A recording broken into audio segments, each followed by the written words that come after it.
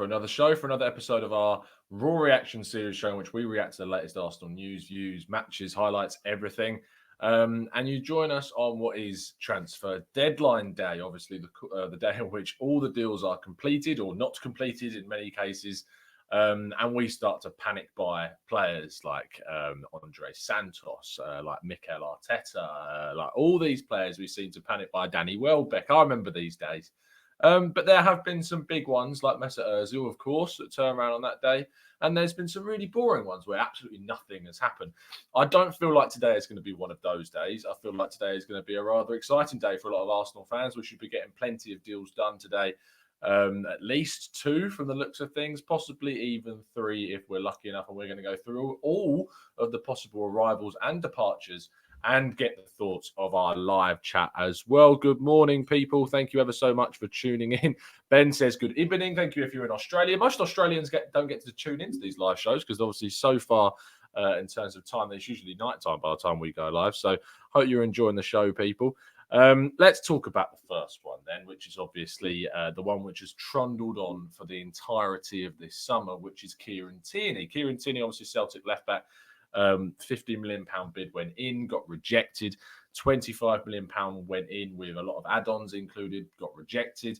And then finally a £25 million bid, which went in yesterday, got agreed with Celtic. And now the Scotland international is on his way. He's in London currently, doing a medical this morning.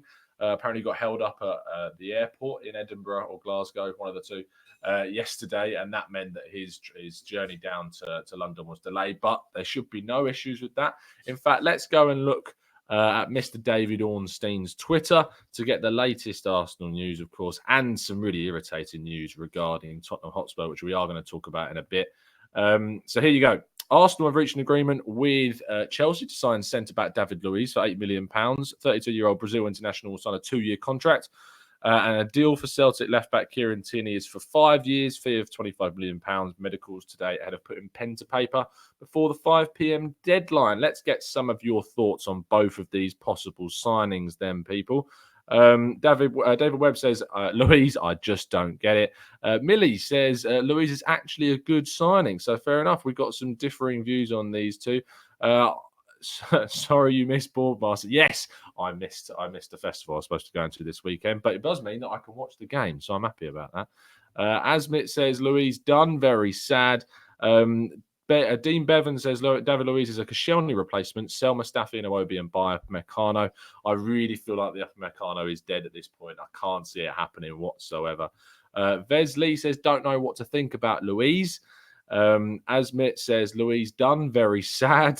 See, this isn't too positive overall in terms of what's been going down.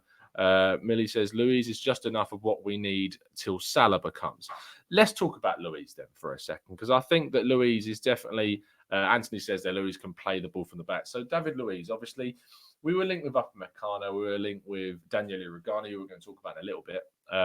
But we were linked with these two, and we were linked with a couple of other centre backs throughout the campaign. Ruben Diaz was one we were linked to as well from Benfica. And now it seems that we're getting David Luiz. Now, I think that is down to the fact that the top grade centre backs that we wanted to go for, simply we couldn't get the deals done, or they were too expensive or too complicated, or they just didn't want to come, because obviously not having Champions League football can limit. I think that was a bit of a stumbling block for Upamecano, because obviously RB Leipzig have Champions League football and he wanted to play there. So that was always going to be an issue. But if we look at the positives of this deal for David Luiz, one, you're taking a defender off one of your rivals, even though he may not be starting too often. I think that that's a positive. In fact, if and when he signs, Tony from SW6, the Chelsea channel, is going to come on the show and do a little breakdown of what David Luiz will bring, how his reaction is of David Luiz's signing. So expect to see that a little bit later in the day when David Luiz is announced. And then also, of course, we're signing someone who's tall, who isn't slow, whose positioning is here and there. Sometimes he can drift and want to drift forwards, but ultimately he can put some good tackles in. Obviously, someone who's quite technical as a defender, and obviously we need someone who's a ball-playing defender who can pass the ball well. He's a set-piece specialist, as we know, scored plenty of free kicks. And I think they're all positives. The negatives, of course, is that he is 32 years old. He comes from a side that are not playing him regularly. in their starting lineup, and so therefore the fact that we're adding someone to our team who doesn't start for their current team is a bit of a shame. But at the end of the day, it's extra body in that defence. It's certainly someone that can add to our team moving forward. Chelsea Football says David Luiz, WTF. What else are we saying? Millie says Luiz can hold people. He has enough to hold 38 games, not like he is long term. I think there was something that was highlighted in the chat about obviously Saliba is coming in next year, which is big for the Gunners. Saliba is going to be a fantastic centre back. We know that the potential is huge.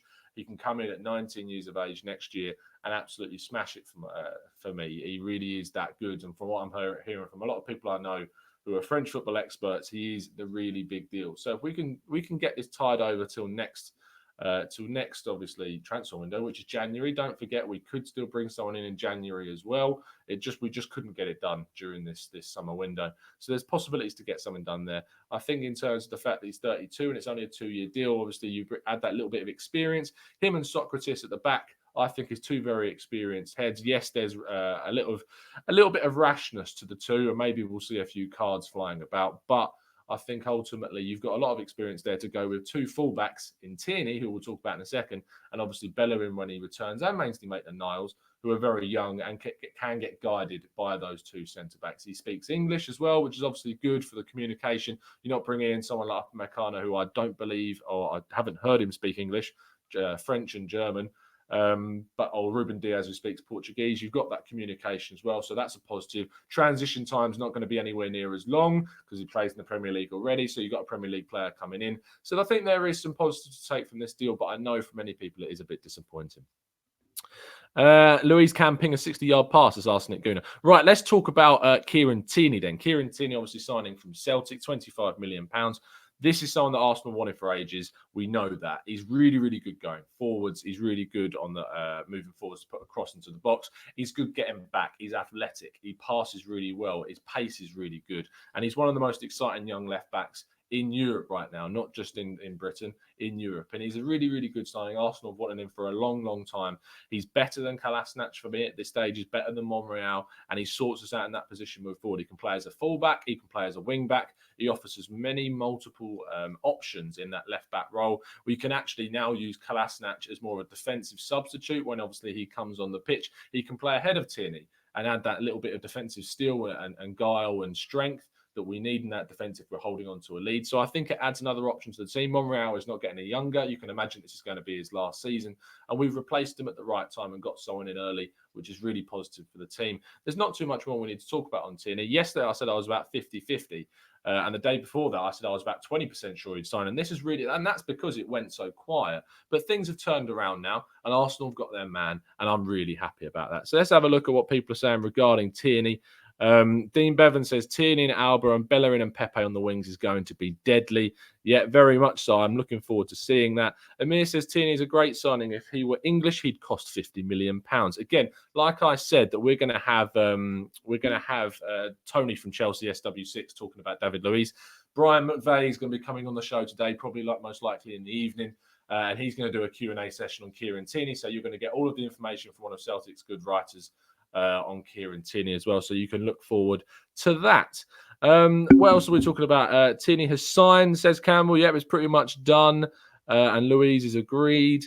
Ben says, do you see us playing with three at the back this season? I think that we'll change it around, but I think the majority of the season will actually be playing with a back four rather than playing with that back five or back three that we saw last season. So let's talk about someone else that could be coming in, and that's Daniele Rugani. Now, if we go on to someone who I've been following massively this summer with all of the tweets regarding Arsenal, is Arsenic on Twitter, Mr. Arsenic TM. And he started saying this morning regarding Rugani is that, here we go, so an hour ago, Arsenal have a draft agreement with Juve over a 2-year loan deal with a mandatory purchase for Rugani, and a meeting around lunchtime in Milan is going to be taken to close the deal. I'm 50-50 on this one. Now, I really thought this was going to happen. I really did. I thought Arsenal would sign Rugani. That would be our defensive signing done.